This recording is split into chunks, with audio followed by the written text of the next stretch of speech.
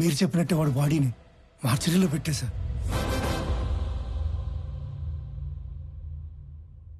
అందరికీ నమస్కారం. శ్రీ నందగోపాల్ చక్రవర్తి మా అన్నయ్య పీపుల్ మార్ట్ కంపెనీ స్థాపించి వచ్చిన ఆదాయంలో 50% పైగా కార్పొరేట్ స్థాయిలో ఉచిత విద్య వైద్యం అందిస్తున్న సంగతి మీ అందరికీ తెలుసు.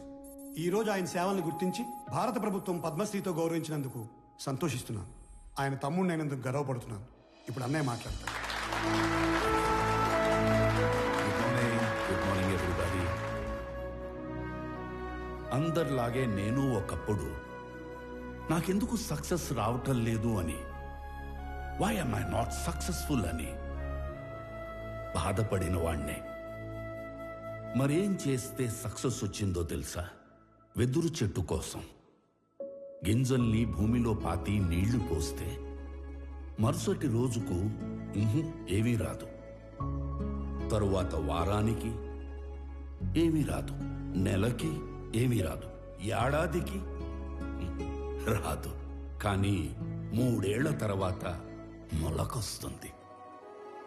ఆ తర్వాత అది ఎదగడం మనం అలా చూడాలి. ఆ 3 ఏళ్ళు లోపల అది ఏం చేస్తుందో తెలుసా? అది పైకి ఎంత ఎత్తు ఎదుగుతుందో అంత లోపలికి దాన్ని వేరుల్ని తిప్పుతుంది. సక్సెస్ అయ్యాక మనం ఎంత ఎత్తు ఎదగాలి అనుకుంటామో అవ్వక ముందు అంత గ్రౌండ్ వర్క్ చేసుకుని ఉండాలి.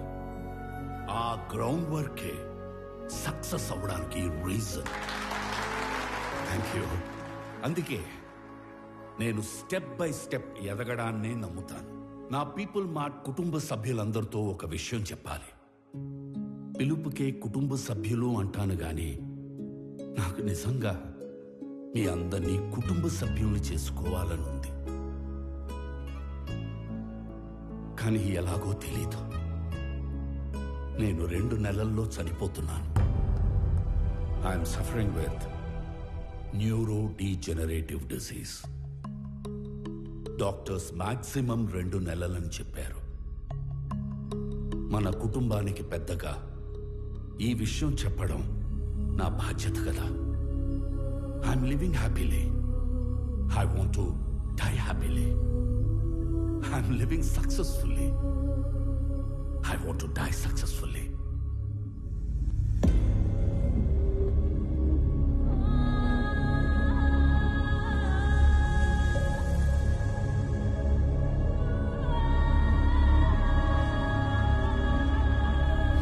Sir, please, sir, please. కష్టపడి కట్టుకున్న కంపెనీ సార్. 15 years కష్టం సార్. వదిలేండి సార్ ప్లీజ్. అన్నా చెప్పన్నా, నువ్వైనా చెప్పన్నా ప్లీజ్ అన్నా. వదిలేనా చెప్పన్నా. అలా ఎలా అడుక్కోమనిపిస్తుందా? కాపాడుకోలేని వాడు కింగ్ ఎలా అవుతాడు? Am I right?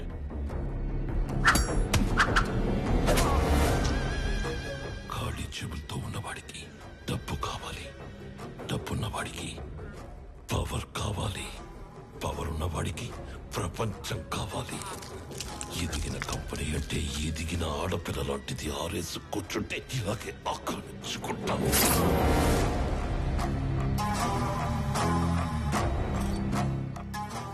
భారత ప్రభుత్వ పద్మశ్రీ అవార్డు గ్రహీత నందగోపాల్ చక్రవర్తి తన పీపుల్స్ మార్ట్ కంపెనీలోని కార్మికులందరికీ కూడా 50% షేర్స్ పంచాలని ఉందని చెప్పారు.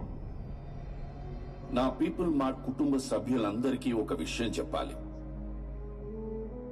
2 నెలల్లో షేర్స్ అన్ని కంపెనీలో పనిచేసే ప్రతి ఒక్కరికి సమానంగా పంచి మిమ్మల్ని అందరినీ నా కుటుంబ సభ్యులుగా చేసుకుంటాను. ఈసారి ఆక్రమించుకోవడానికి రాజ్యం కాదు, ఒక ఎంపైరే దొరికింది. అథర్వా, 2 నెలల్లో వస్తున్న నీ బర్త్డేకి ఏం గిఫ్ట్ ఇవ్వాలా అని చూశాను. Correct gift దొరికేసిందిరా.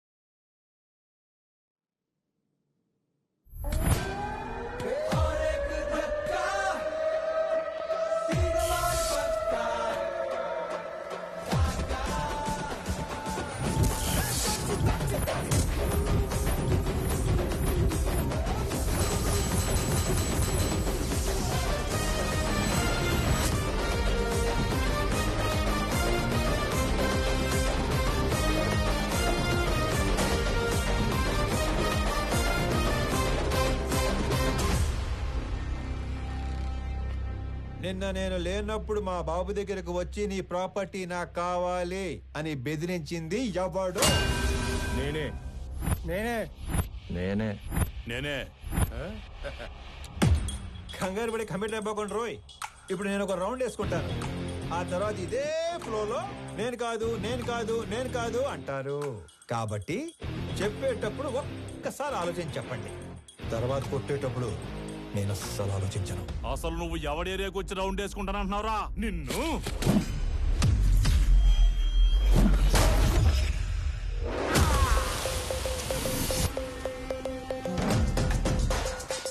ఇంకా మాట్లాడుకుంటానే ఉన్నాం కదా, అప్పుడు ఎందుకు కొట్టావండి? నాకు వీళ్ళలో విలన్ కనిపించాడు. కనిపిస్తే if I see a villain in you, you will see a hero in me. నీలో విలన్ నాకు కనిపిస్తే నాలో హీరోని కనిపిస్తాడు. సో నేను మాట్లాడేటప్పుడు నీలో విలన్ అస్సలు బయట రాకూడదమ్మా. అసలు నువ్వు ఇక్కడి నుంచి బయటకు వెళ్తేనే కదరా. ఇదిగో ఇలాగే విలన్ బయటకు వచ్చేస్తానే.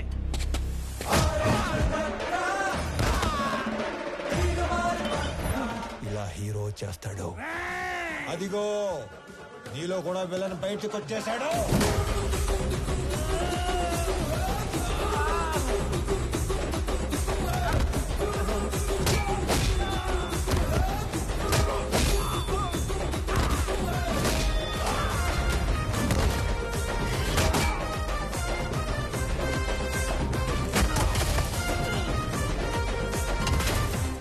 నీ ప్రాబ్లం ఏంట్రా? అసలు నీ ప్రాబ్లం ఏంటి?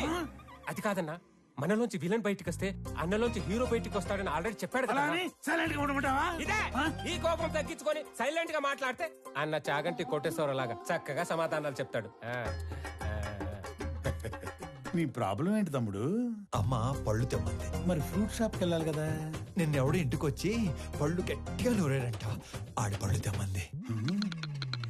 అలా పళ్ళు నూరితేనే పళ్ళు రాలిపోతాయని చెప్పింది అక్కడ. నవ్వు ఇంకొంచెం అటు తిరుగు. అసలు నీ సమస్య ఏంటి తమ్ముడు? నాకింకా పెళ్లి కాలేదు. ఇంట్లోనేమో సంబంధాలు చూస్తున్నారు. అందాక నేను పంపమంటావా?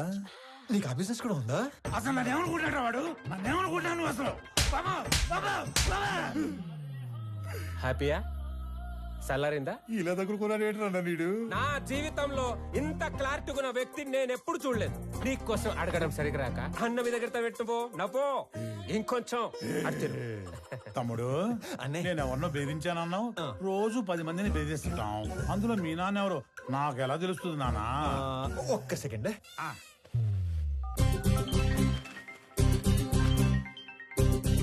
నానోయ్ రౌండ్ అయిందా? అయింది. ఎంటర్టైన్మెంట్ రౌండ్ నడుస్తుంది అంతేగా? అంతే అంతే. నాకు చూపించు. ఇదిగో. అచ్చా నువ్వు ఈడి కొడుకువా? నీ ఫ్యామిలీ మొత్తాన్ని చంపైనా సరే ఆ ఇల్లు లాక్కుంటాం. వచ్చేసాడు. మీ అందులోని విలన్ వచ్చేసాడు. ఒక నీలో తప్ప అందులోని విలన్ వచ్చాడు. ఇక నాలో హీరో బయటకు వచ్చేస్తాడు. పట్టుకో. నీ కొడుకు కొడుతుండే కదా చాలా కాలం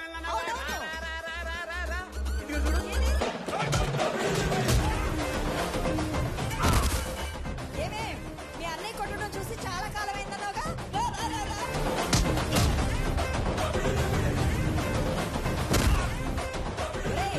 ఆ గుండుగాడిని 4 ఎక్కువైరా.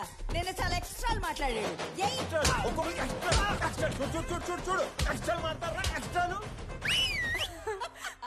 మీరు ఊరుకోండమ్మా. ఏలాస్ పిల్లని ఓ రెచ్చగొడుతున్నారు. మాకేమైనా అయిందంటే ఆరోగ్యశ్రీ కార్డులు కూడా లేవు తెలుసా? మరి అలాంటప్పుడు ఆర్జు ఎందుకు పెట్టుకున్నావు? ఆడసలే తేడాగాడు. ఆడే రెచ్చగొడతాడు, ఆడే కొడతాడు. ఏం చేస్తాం? మా టైం బాగాలే పెట్టుకున్నాం. అమ్మో, టైం అంటే గుర్తుకొచ్చింది. ఒరే ఆఫీస్కి వెళ్ళవా? టైం అయింది. మర్చిపోయాను అదొకటి ఉంది కదా. ఇక చిన్న వార్నింగ్ ఇచ్చి బయలుదేరతానే. మా నాన్న ఒకటే చెప్పాడు. ఏమని? ఏదైనా గొడవ వస్తే అస్సలు ఆలోచించకుండా ఎరగదీసేమన్నాడు. నేను కామన్ మ్యాన్ కదా, ఇది సరిపోద్దిగా. సరిపోయింది. నవ్వుతూ చెప్పు.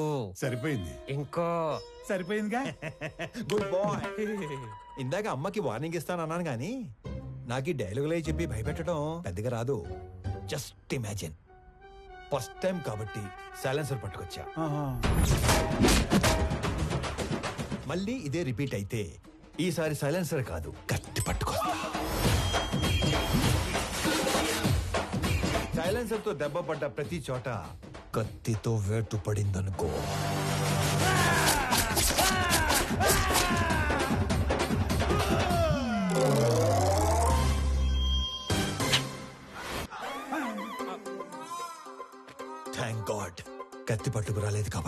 నీ చేతులు ఇంకా నీతోనే ఉన్నాయి.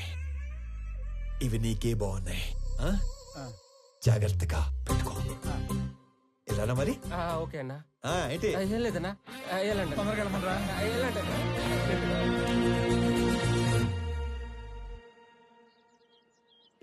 ఆనంద్ ఎక్కడా? రెడీ అవుతున్నాడు.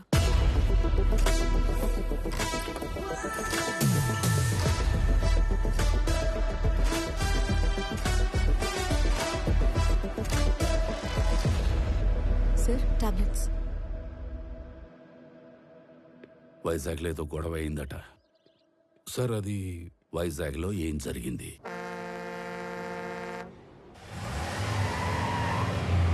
హైదరాబాద్ నుంచి సర్వే చేసేలాగా సర్వేలెన్స్ పెట్టించాను. ఆల్రెడీ లైన్స్ తీసుకున్నాం సార్. కనెక్ట్ చేయడం ఒకటే బ్యాలెన్స్. మీరు ఒకసారి వెరిఫై చేస్తే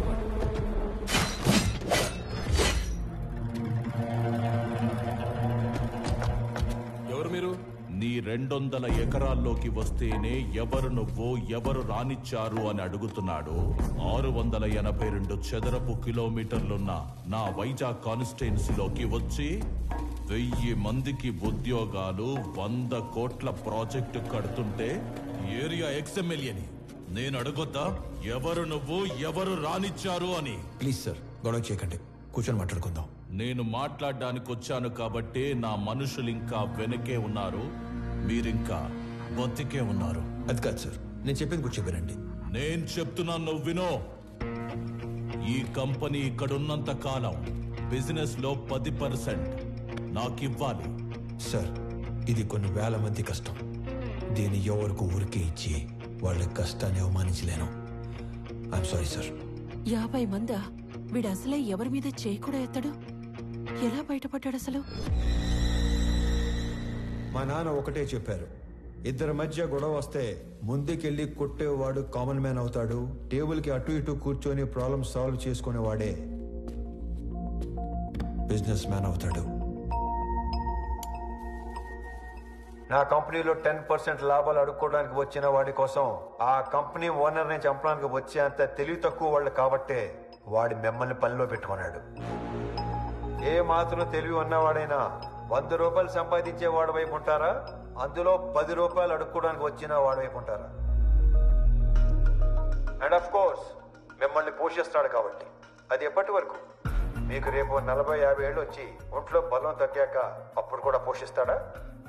మీకు ఇదంతా మానేసి ఏదో పని చేసుకోవాలని ఉంటుంది, కానీ మీ బ్యాక్గ్రౌండ్ చూసి ఎప్పుడూ పని ఇవ్వడం. నేనిస్తా. మీరు గౌరవంగా బతుకుతాను అంటే నా కంపెనీలో మీ అందరికీ ఉద్యోగాలు నేనిస్తాను. రోజు 8 గంటలే పని. వాడిలా ఎప్పుడు పడితే అప్పుడు పిలవను. ఇలాంటి వాటికి అస్సలు పిలవను. 60 ఏళ్ల దాకా పని, దాటాక పెన్షన్. చచ్చేదాకా ఎవ్వడి మీద డిపెండ్ అవ్వక్కర్లేదు. నా కంపెనీకి డెలివరీ బాయ్స్ కావాలి. ఈ ఏరియాలో అణువు తెలిసిన మీకంటే క్వాలిఫైడ్ ఇంకెవరుంటారు? ఆలోచించుకోండి. నాతో కలిసి పని చేయాలనుకుంటే మీలో ఉన్న రౌడీని చంపి నాతో రండి. కాదు, వాడి కిందే పని చేద్దాం అనుకుంటే నన్ను చంపి లోపలికి వెళ్ళండి. వాడేంటో కథలు చెప్తుంటే వింటారేంట్రా? ఏసేయండ్రా.